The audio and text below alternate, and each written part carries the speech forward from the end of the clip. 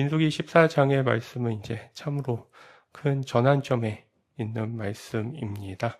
하나님께서 이들을 향해서 가지셨던 그 약속을 바꾸는 그러한 중요한 그 이야기들이 이 가운데 담겨 있다고 말씀드릴 수 있습니다.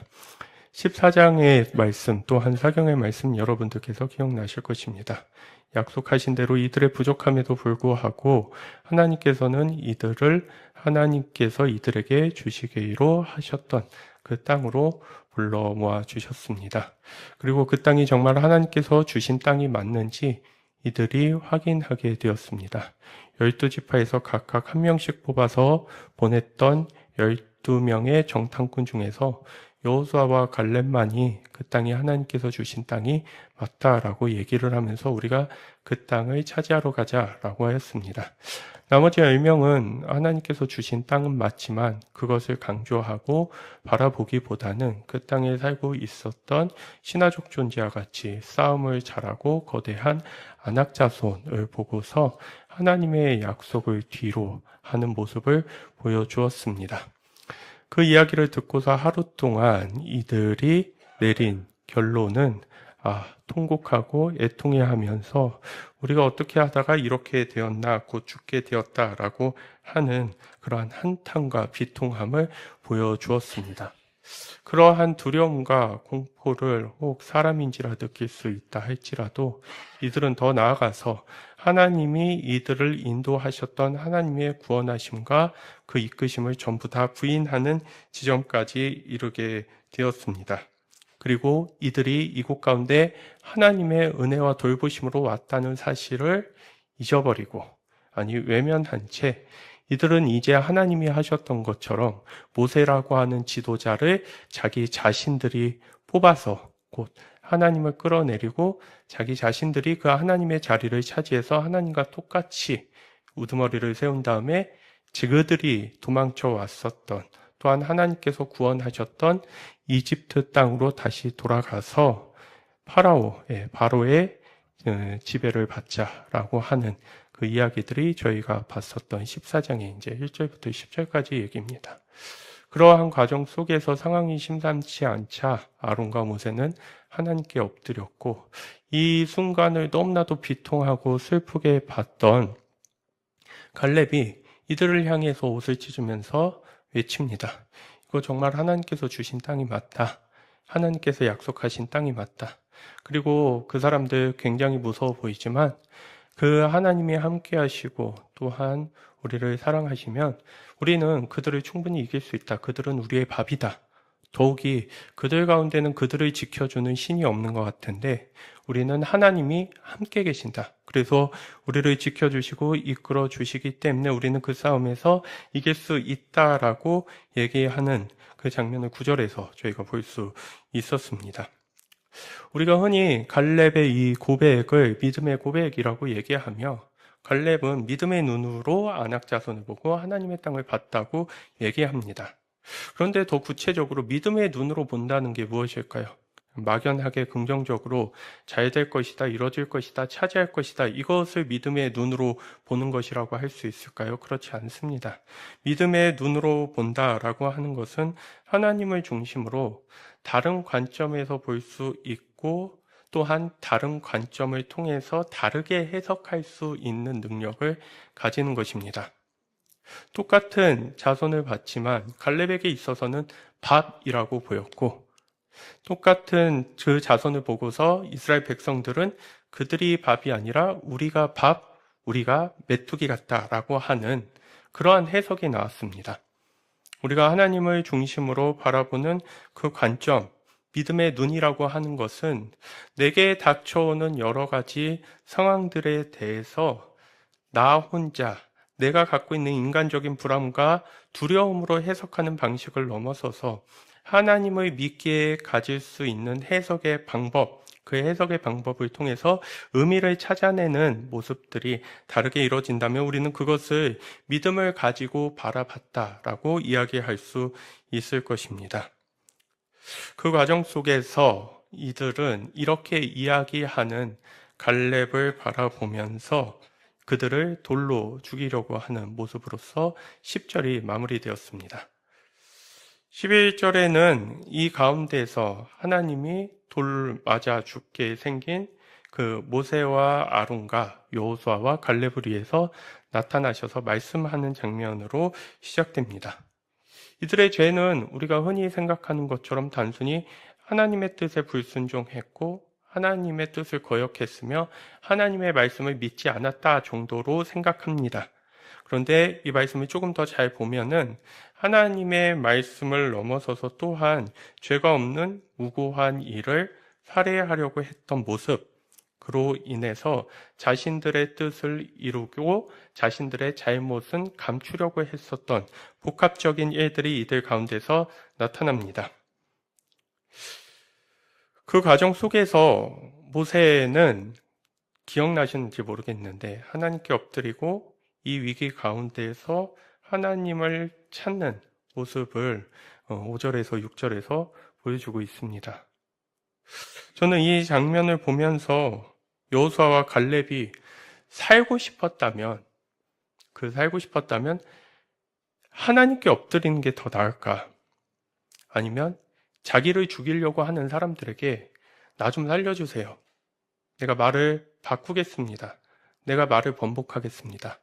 라고 말하는 게 더 쉬울까요? 그 상황 속에서 하나님께 엎드린다고 하는 게 아무리 생각해봐도 쉬운 일은 아닌 것 같습니다. 자기 자신이 정말 살고 싶으면은 그 달려오는 사람들을 향해서 살려주세요 라고 하는 게 훨씬 더 빠를 일 같습니다. 그러나 너무나도 무서워서 사람에게 살려달라고 할 것 같은 이 순간에 이들은 사람이 아니라 하나님을 바라보며 그 말을 하면 충분히 이들을 자극시키고 흥분시키면서 죽일 줄 알지만 그 말을 처음에 갈렙이 봐서 했던 그 말을 번복하지 않았습니다. 무엇을 두려워했던 걸까요?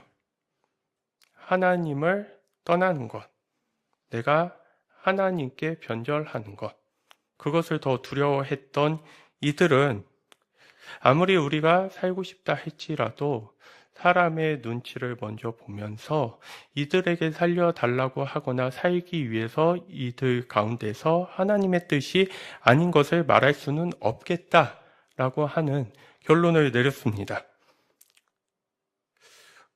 그들의 생각이 바뀌지 않을 것이기에 모세는 하나님 곁에 서서 그 자신의 생명과 앞날을 하나님께 맡기는 것을 보여줍니다.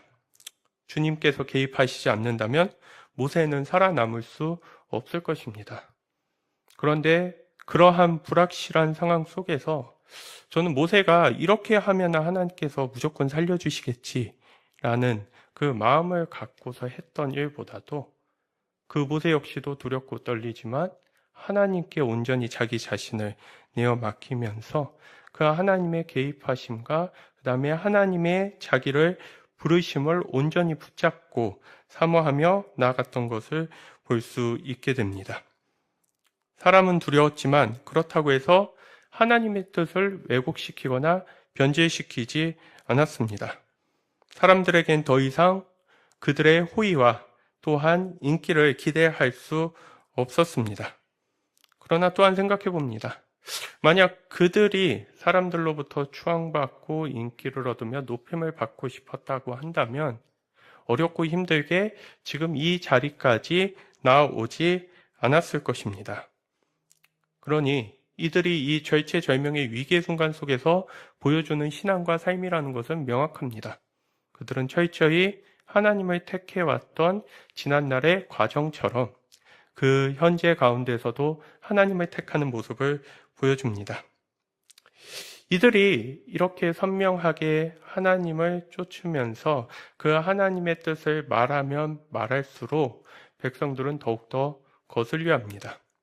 이러한 모습들 속에서 그 자신들이 하나님을 신뢰하지 않고 하나님을 붙잡지 않는다는 게 점점 더 선명해집니다.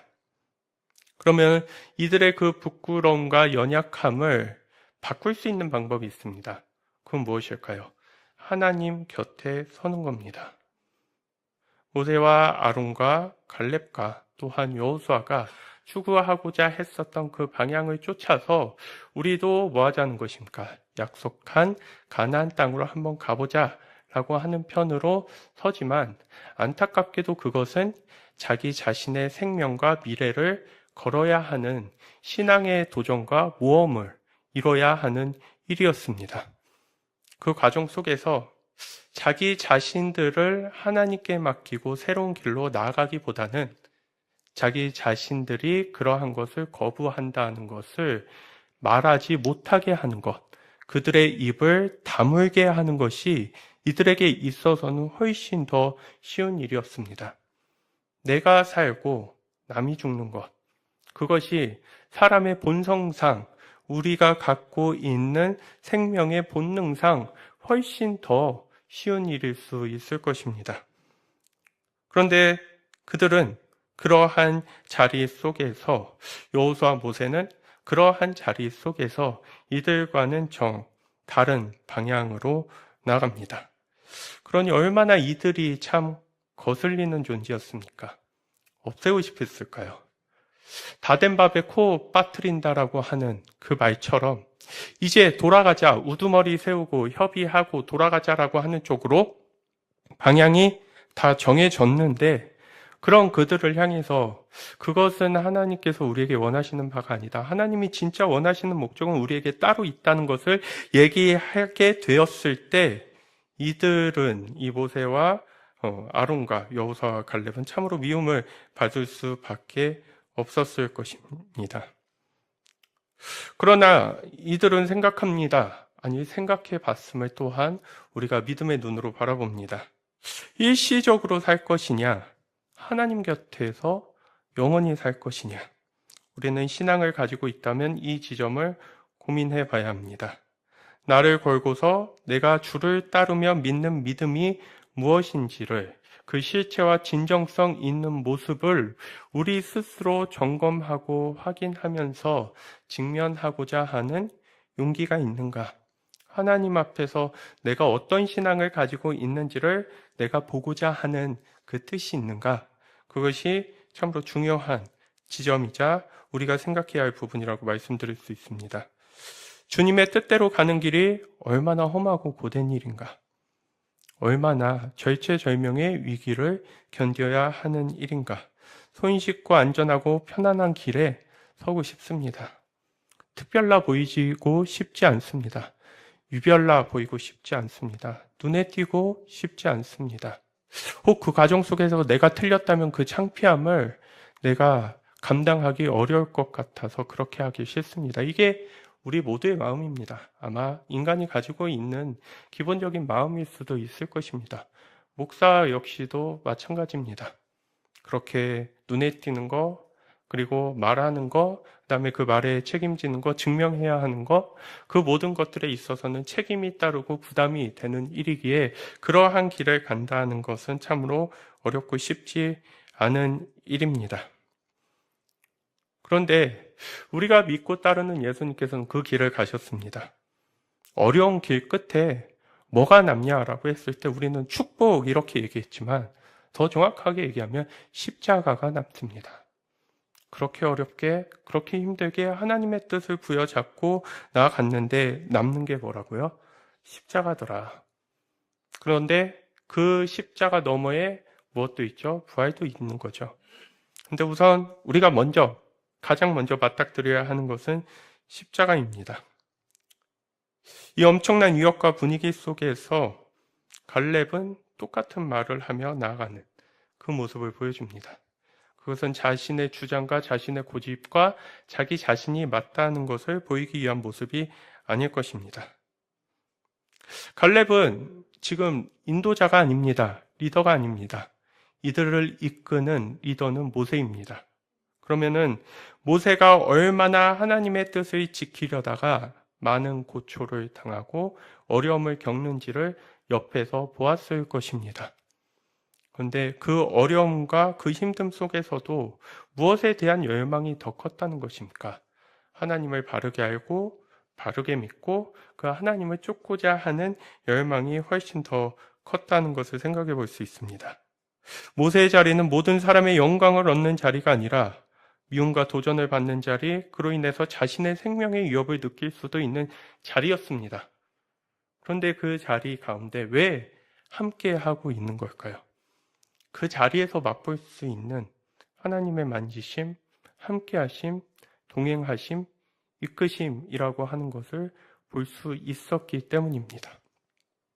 십자가가 아니면, 그걸 제대로 지지 않으면 부활이 무엇인지를 제대로 알 수 없는 것처럼 갈렙도 그러한 과정 속에서 진짜 주를 따르고 믿고 붙잡았을 때 그분께서만 주시는 그 은혜와 붙드심이 있다는 것을 알아서 갈렙은 말을 한번 바꿀 기회가 있었습니다. 전날에 보고했고 둘째 날에 구절과 같이 얘기합니다. 하루 동안의 분위기와 이들의 흘러가는 모습들을 보면은 충분히 갈렙에게 책임을 지거나 나서서 얘기하라고 하거나 갈렙을 끌어내리고 우두머리를 따로 세운다라고 하는 말은 없습니다. 그래서 갈렙은 말을 바꾸면 살 수 있습니다. 그런데 여전히 하루가 지나도 분위기를 봐도 똑같은 말을 하는 것. 저는 이런 갈렙의 신앙이 참 부럽습니다. 나는 이 자리에서 어떤 모습을 보여줄까? 라고 했을 때 솔직히 말씀드리면 그 압박감, 그 시선, 그 사람들의 분위기를 내가 뚫고서 넘고서 하나님을 볼 수 있을까? 그래서 신앙은 어려운 것 같습니다. 분명 하나님의 말씀은 그렇게 하나님을 믿고 바라보라고 하는데 제가 갖고 있는 신앙, 어쩌면 우리가 갖고 있는 신앙은 그것을 차마 외면하면서 들여다보지 못한 채 내가 설정해 놓고 세운 기준에 따라서 내 신앙의 건강도를 측정하고 있는지는 모르겠습니다. 자신이 살고자 하는 입장에서는 10명의 정통꾼들이 하는 말이 다 맞는 말일 것입니다. 옳고 그름의 기준이 타당하느냐, 논리성을 갖고 있냐, 합리성을 갖고 있냐, 이전에 하나님을 믿는 사람은 그 기준이 하나님을 통해서 형성된 것이냐, 하나님의 말씀을 통해서 형성된 것이냐, 이것을 먼저 볼 수 있어야 합니다. 논리적으로, 합리적으로 타당하다면 우리는 그것들의 매력에 폭 빠지고는 합니다. 그 이론들의, 그 생각들의 그럴듯한 마음들을 뺏기게 됩니다. 그런데 정말 중요한 것은 그게 하나님께서 우리에게 원하시는 것이냐라고 하는 부분들. 그게 성경에서 말하고 있는 핵심적이고 중요한 가치가 되느냐 하는 것을 확인해 볼 수 있어야 합니다. 갈렙과 모세는 하나님께서 원하시는 모습이 무엇인지 알았던 것 같습니다. 하나님께서는 이러한 모습을 원하실 것이다. 그러면 내가 그 자리에 설 수 있냐 없냐에 대해서 그들 스스로를 들여다볼 수 있는 눈과 기준을 갖게 되었을 때 이들은 신앙의 자리에 설 수 있는 것을 생각해 볼 수 있습니다. 금송아지 사건 때에도 죽을 뻔한 이들을 하나님께서 살려주셨는데 이번에 또 이런 일들을 벌이는 모습들 속에서 이 이스라엘 백성들은 스스로가 악하다고 생각하지 못할 것입니다. 우리가 이렇게까지 악했나? 이렇게까지 우리가 되지 않는 것인가 하는 부분을 전혀 생각하지 못할 것입니다. 항상 그럴듯한 이유가 있고 어쩔 수 없다는 그런 식의 방식이 있고 또한 우리의 악함을 합리화해서 선하게 만들려 하지 정작 우리가 악하다는 것을 잘 생각하려 하지 않는 모습들이 있습니다. 그런데 그 악함 속에서 나 자신을 정직하고 진실하게 바라보지 않는다면 나를 구원하시고 나를 위해서 십자가를 지신 예수 그리스도께 우리가 손을 내밀 수가 없습니다. 우리가 내미는 손이 그 예수께 닿지 못합니다. 하나님께서는 악함도 정도가 있어야 되고 또한 그 악함에 있어서도 선을 넘지 말아야 한다는 지점을 오늘 말씀을 통해서 보여주십니다. 우리가 이 말씀을 겉에서 그냥 보게 되면은 모세가 이들을 너무 사랑해서 이들을 위해서 기도하는 것처럼 보입니다.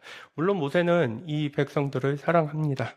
또한 이 백성들에 대한 엄청난 책임감을 갖고 있는 것을 볼 수 있습니다. 근데 말씀을 조금 더 잘 보시면 모세가 이들을 위해서 기도한 게 아닙니다. 이들을 위해서 기도한 게 아니라 누구를 위해서 기도한 거죠? 하나님, 하나님의 이름, 하나님의 명예를 위해서 기도합니다. 하나님이 어떠한 분이신지 소문이 쫙 났습니다. 그리고 그 하나님께서는 자기 자신이 택한 백성뿐만 아니라 다른 민족에게도 하나님의 이름이 알려지기를 원하신다라고 하는 것을 모세는 알았습니다. 그래서 하나님을 위해서 하나님의 뜻과 의지를 그가 알고 있어서 하나님에게 간청하는 것입니다. 이들을 건져내셨는데 만약 중간에 이들을 포기해 버리신다면 하나님이 능력이 없으셔가지고 이들을 포기했다는 소리가 다른 나라에게까지 들리면서 하나님이 웃음거리가 될 수 있습니다. 그게 뭐니까? 쉽게 말하면 나는 내가 믿고 따르는 하나님, 내가 믿고 따르는 아버지, 그렇게 사람들 입에 오르내리지 않았으면 좋겠어요. 그렇게 뭐 하는 거죠? 손가락질 받지 않았으면 좋겠어요. 그렇게 조롱받지 않았으면 좋겠어요. 십계명에 있는 뭐에 관심이 있죠? 하나님의 이름이 거룩히 여김을 받는 것에 있어서 모세는 진짜 관심이 있었던 거예요. 하나님의 의지와 뜻이 무엇인지 알았습니다. 하나님이 무엇을 정말로 소중히 여기시는지 알았습니다.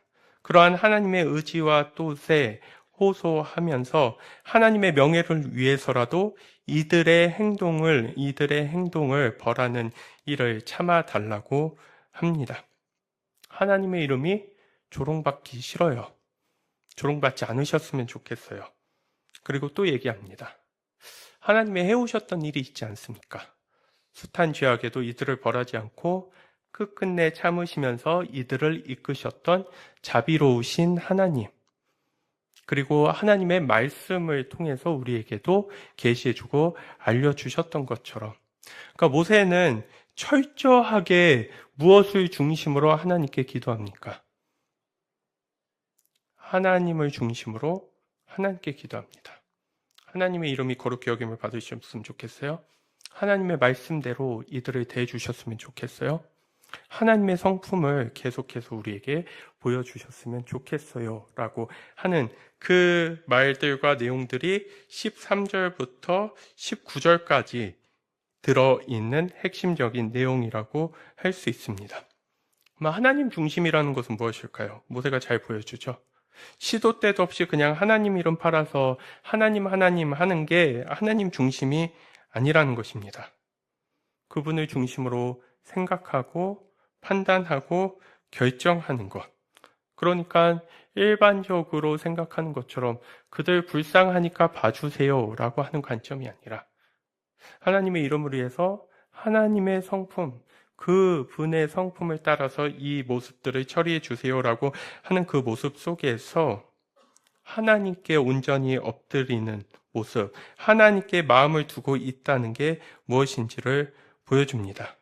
위기의 순간, 어려운 순간, 그분께 온전히 나를 내어드리고 맡겨드리기 어려운 모습 속에서 모세는 그 하나님을 바라보면서 온전히 신뢰하는 모습을 보여줍니다.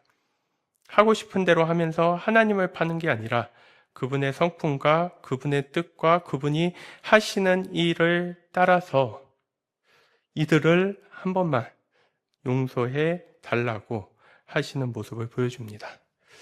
오늘 설교의 제목은 용서하시는 하나님입니다. 용서라고 하는 것.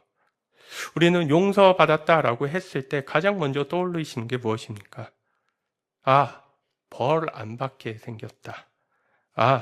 어려운 일이 찾아오지 않겠다. 용서하면은 그 방식으로 먼저 떠오릅니다.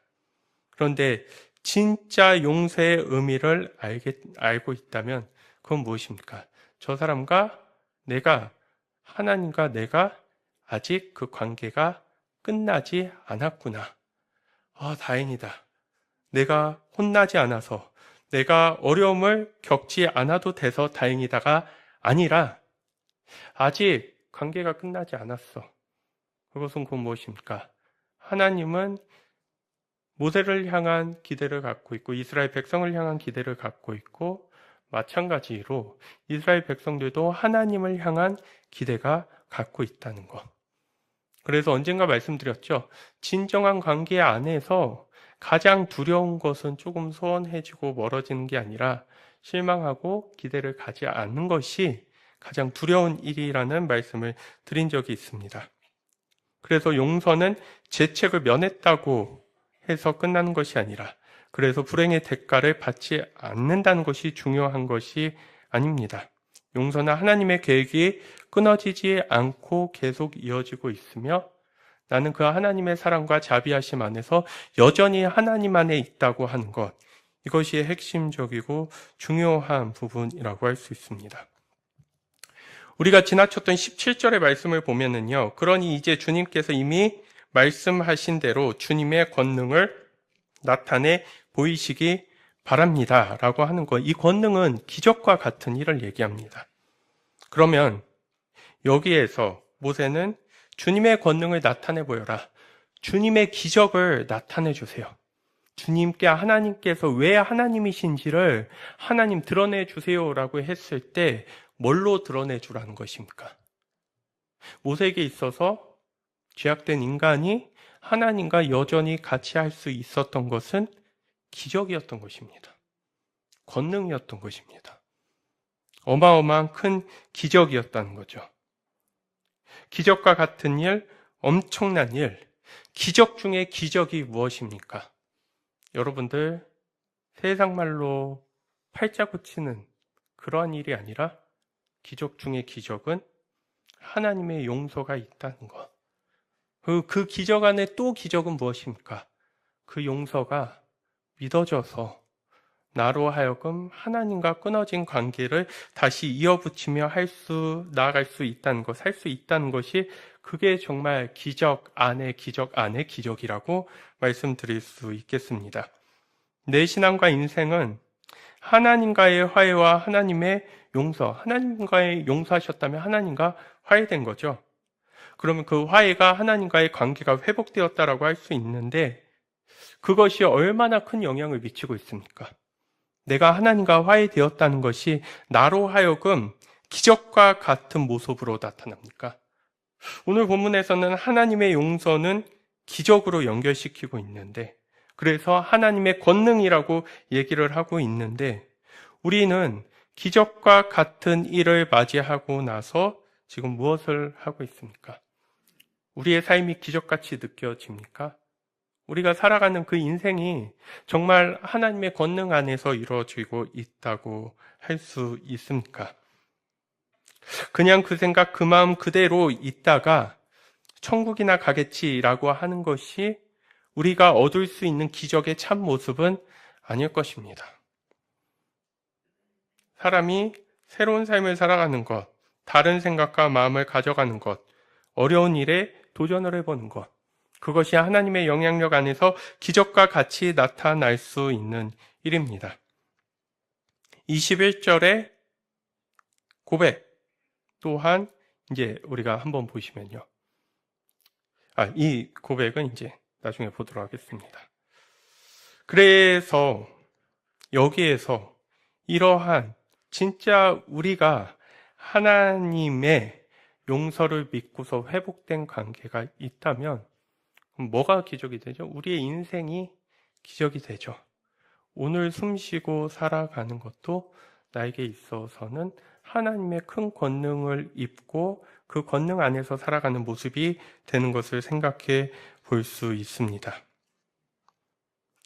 이러한 용서가 있는데 문제는 무엇입니까? 이 용서가 그러면은 어떠한 사람에게 중요합니까? 하나님의 사랑을 받고 하나님 안에 거하려고 하는 자가 중요하겠죠. 근데 사경회 때 기억나십니까? 하나님과의 관계가 없이 땅이 목적이 되었던 사람들은요, 이 기적의 현장 앞에서 뭐라고 하는 거죠? 야, 텄어. 끝났어.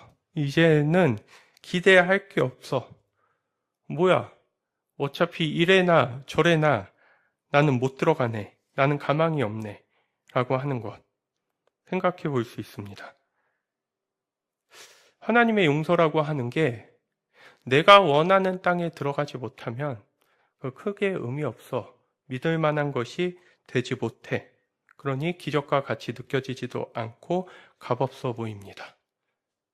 그러면 하나님을 믿는다고 쫓아왔고 수많은 기적들을 봤지만 뭐에만 관심이 있었던 것입니까?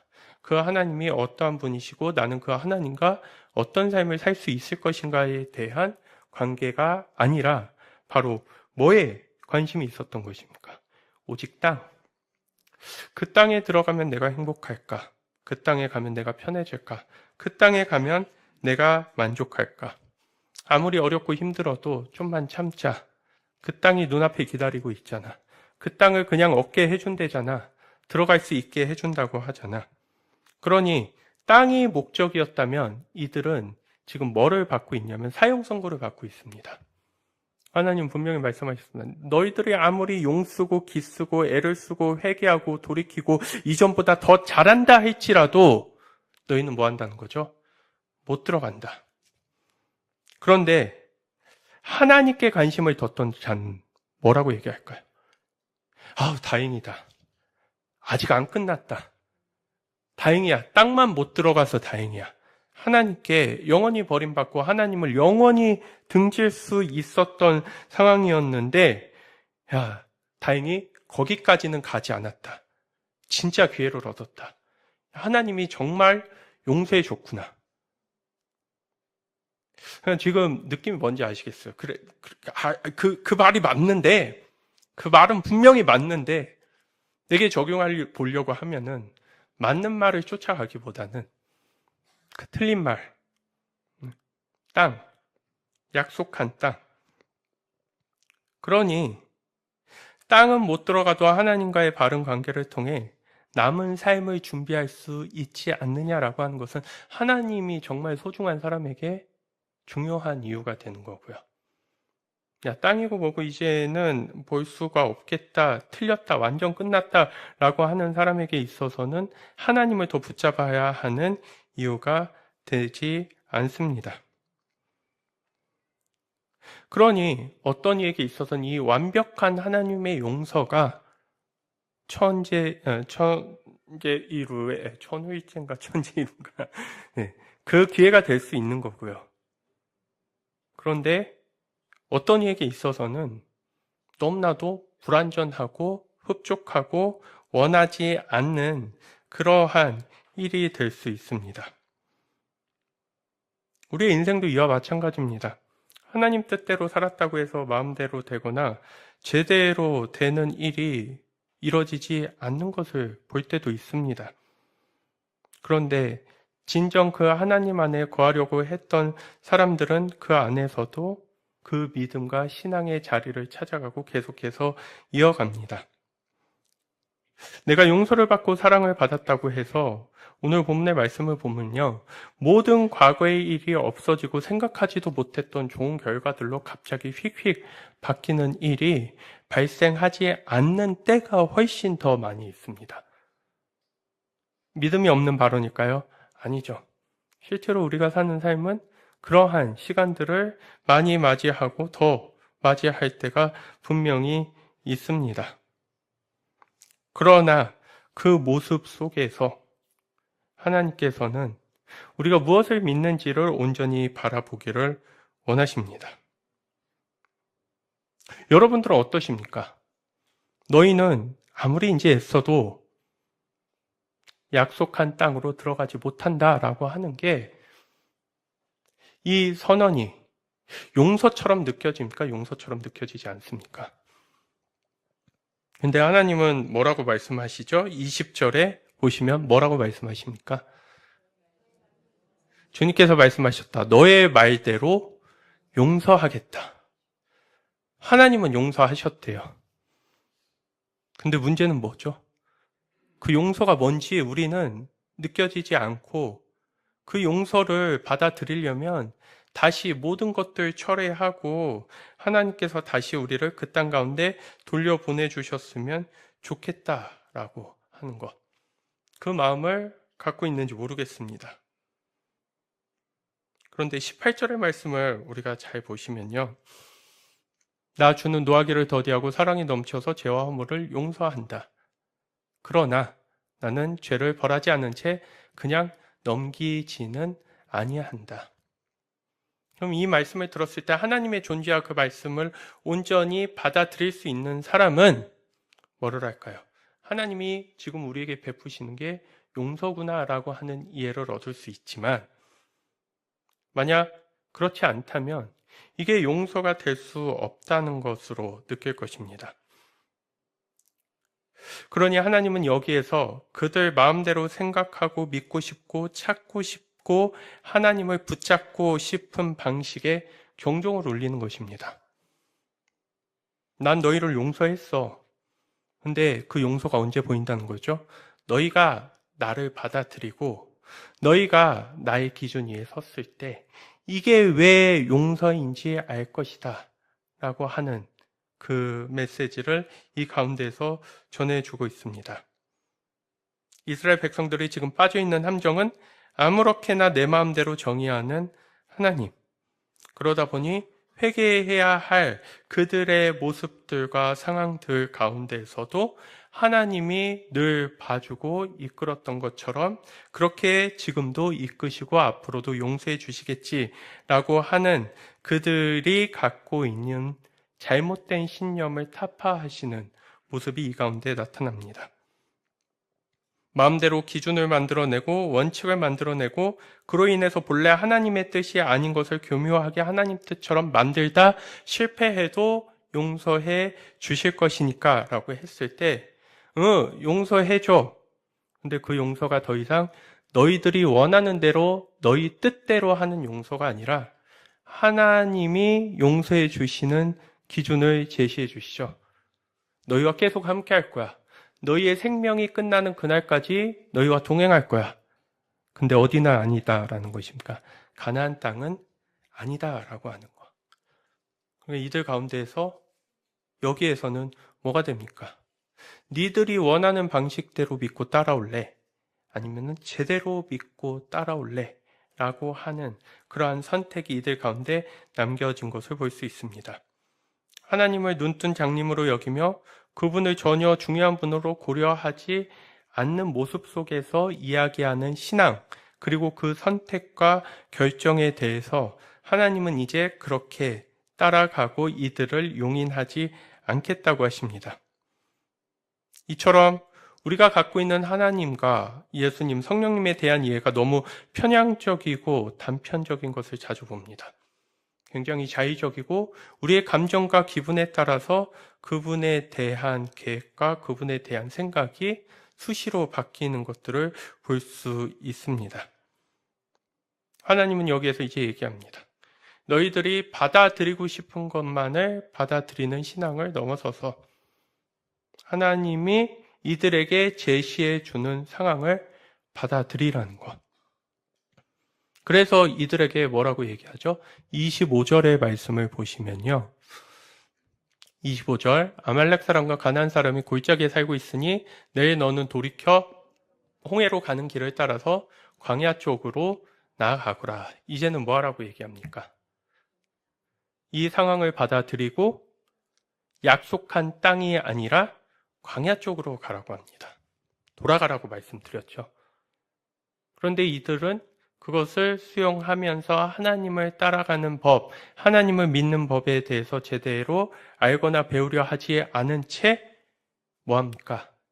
하나님이 말씀하시는 광야와는 정반대 쪽으로 나아가는 것을 볼 수 있습니다. 아무렇게나 해도 다 덮을 수 있고 본래대로 만들 수 있다는 생각. 언제든지 우리가 마음 먹고 돌이키면은 다시 원하는 것을 새롭게 시작할 수 있다고 하는 모습 속에서 이들은 전혀 예기치 못한 상황을 맞이하게 됩니다. 주를 믿는다는 게 무엇일까요? 아무리 잘한 선택을 하려 할지라도 때로는 원치 않는 결과들이 우리 가운데 찾아옵니다. 그 상황 속에서 하나님께 간구하며 기도하지만 동시에 우리는 그 간구와 기도 속에서 무슨 생각을 합니까? 내 기도가 이 상황을 바꿀 수 없다면 이 상황을 수용하면서 하나님과 동행하는 삶이 무엇인가? 진정한 기도는 이 두 가지를 동시에 기억하고 또한 찾아갈 수 있는 기도로 이루어집니다. 이 모습들 속에서 하나님의 용서라고 하는 것, 그것은 하나님을 진짜 사랑하고 바라볼 수 있어야 용서의 자리에 설 수 있는 것을 볼 수 있습니다. 주님이 주시는 용서가 아닌 내가 생각하는 용서, 그것을 쫓아간다면 우리는 용서를 받았다고 하지만 주님과는 더 연결될 수 없습니다. 하나님을 온전히 바라보지 않으면 하나님께서 내가 너희를 용서한다는 것 자체가 쓸모없는 말씀이 됩니다. 그러니 내가 아무리 하나님의 용서를 받았다는 것을 인정한다 할지라도 우리의 생각과 마음이 그 안에서 크게 변하지 않는 것을 볼 수 있게 됩니다. 여러분들은 어떠십니까? 예수님을 통해서 여러분들은 하나님과 화해된 존재로 용납받았어요. 용서해 주셨어요. 그리고 하나님이 여러분들과 함께 다시 시작하고 싶으세요. 그것이 위로가 되고 감격이 되며 또한 우리에게 있어서 정말 삶을 살아갈 수 있는 힘이 되는가? 오늘 이 본문의 말씀을 통해서 다시 생각해 봅니다. 인간의 관점으로 보면 되게 어둡습니다. 왜 그럴까요? 안 되는구나. 아무리 애써도 안 되는구나. 이렇게 되는 건데요. 하나님을 믿는 사람의 관점으로 본다면요. 있어, 아직 남았어. 아직 끝나지 않았어. 다시 시작할 수 있어. 그렇게 다시 시작해봤자 뭐가 좋은데, 뭐가 달라지는데, 뭐가 더 화려해지는데, 뭐가 더 높아지는데 라고 했을 때 그게 중요한 게 아니잖아. 하나님과 함께하는 게 중요한 거잖아. 하나님과 같이 나아가는 게 중요한 거잖아. 그러니 용서를 제대로 받는 사람은 우리가 새 인간을 향한 책임을 감당하는 자리까지도 나아갈 수 있게 됩니다. 제대로 하나님께 용서받았다면 우리는 그러한 삶을 살아갈 수 있게 됩니다. 나 중심의 용서와 회개에서 벗어날 수 있어야 됩니다. 내가 잘못했다고 하면 다 무효로 해줘야 되는 거 아닌가? 내가 돌이키겠다고 하면은 놓쳤던 것까지 다 챙겨서 보상해 줘야 하는 거 아닌가? 더 잘되게 해주고 다시 기회를 주고 다시 원위치로 만들어 줘야 하는 것 아닌가? 물론 더 좋게 될 때도 있습니다. 우리의 실패가 우리로 하여금 더 큰 은혜를 가져왔다고 얘기할 때도 있습니다. 그러나 그것이 나의 권리이자 당연히 그렇게 되어야 하는 이유로 생각할 수는 없습니다. 그것은 전적인 그분의 의지에 달려 있지 나에게만 달려 있는 것이 아니라고 할 수 있습니다. 아직 하나님께 기회가 남았고 하나님의 함께 계심과 나를 사랑하심이 끝나짐이 않았다는 것에 눈뜨게 되었을 때 그때 신앙이 시작하게 됩니다. 그때 우리의 신앙을 이뤄갈 수 있게 됩니다. 이들의 이 모습에 대해서 하나님께서 마지막으로 한 구절만 더 살펴보면요. 22절에서 이렇게 얘기합니다. 나의 영광을 보고도 내가 이집트와 광야에서 보여준 이적을 보고도 10번이나 거듭 나를 시험하고 내 말에 순종하지 않는 사람들이라고 했습니다. 10번이나 시험했다고 합니다. 이게 뭘까요? 하나님 믿을 만한 분인지 따를 만한 분인지 신뢰할 만한 분인지 계속해서 재보고 세상 말로 간을 보면서 따를까 말까 하면서 보여주세요. 이거 보여주면 생각해 볼게요. 이렇게 해주면 믿어 볼게요. 이렇게 해주면은 내가 고민해 볼게요. 라고 하면서 그 모습들 10번이라고 했을 때 10번이라고 하는 것은 여기서 완전수의 의미입니다. 수도 없이 하나님을 시험했습니다. 근데 하나님은 그 시험도 뭐라는 거죠? 좋다는 거죠. 뭐만 할 줄 안다면? 진정한 관계만 맺을 수 있다면 그 시험하시는 것에 있어서도 자신의 자존심을 내려놓으시고 응해주셨다라고 하는 모습을 보여줍니다. 그런데 그렇게 실컷 해놓고서 이들은 순종하지는 않았다. 그러니까 뭐만 봤다는 거죠. 이렇게 해도 화 안 내나? 이렇게 해도 나에게 있어서 해를 안 끼치나?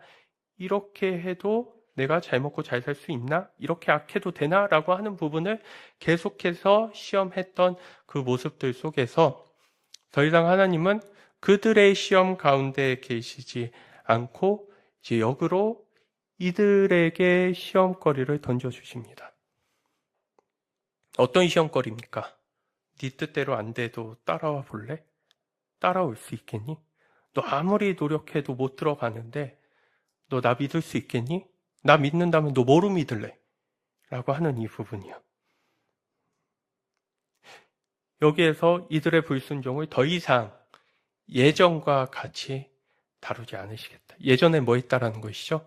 자애와 사랑으로 넘어가고 숱한 기회를 주며 이들 스스로가 깨닫기를 바라셨지만 하나님은 이 지점에서 더 이상 그러한 자리로 서지 않으시겠다라고 하는 모습을 보여주십니다. 결국 살았다고 해서 용서가 있다고 해서 우리의 생각과 마음과 뜻대로 이뤄진 용서가 아닌 모습 속에서 우리는 하나님을 어떻게 붙잡고 믿을지에 대해서 다시 고민해 봐야 하는 지점에 서 있습니다. 그러면서 다음 주에는 이 가운데에서 이제 유일하게 하나님께서 누구를 제외하고요? 여호수아와 갈렙만 제외하고 말씀하셨던 그 말씀들을 살펴보도록 하겠고요. 오늘 말씀 정리하면서요. 현실을 보면 될 일 자체가 없습니다. 모세와 지금 아론, 여호수아, 갈렙 이 우리들은 이루어질 일 자체도 없습니다. 무엇이 될 수 있겠는가라는 생각이 들고 이들은 사방으로 둘러싸여 있고 앞으로의 전망은 참으로 불투명합니다. 그런데 이들은 뭐하고 있습니까? 하나님을 바라보고 있습니다. 하나님 바라보면서 나아갔으면 좋겠습니다. 그리고 그 하나님 안에서 우리가 하는 이야기들이 서로 연결이 되었으면 좋겠습니다. 하나님의 용서하심이 우리 가운데서 새로운 길로 나아갈 수 있는 그 자리를 보면 좋겠습니다. 우리가 아무리 큰 어려움을 겪고 있다 할지라도 이 말씀을 통해서 모세와 아론이 겪고 있는 어려움 정도는 아니다라는 생각을 합니다. 누가 여러분들 죽인다고 협박하거나 찾아오지는 않지 않습니까? 세상 사람들이 그냥 내 가족 빼고는 내 가족마저도 다 나를 미워하는 상황에 있지 않지 않습니까? 그런데 그 상황 안에서도 하나님을 볼 수 있는 것, 그리고 견뎌내는 것, 그래서 계속 하나님을 쫓아 나아갈 수 있는 것, 저와 여러분들의 모습이 될 수 있으시기를, 그래서 하나님이 꼭 남는 우리가 될 수 있으시기를 주님의 이름으로 축원드립니다.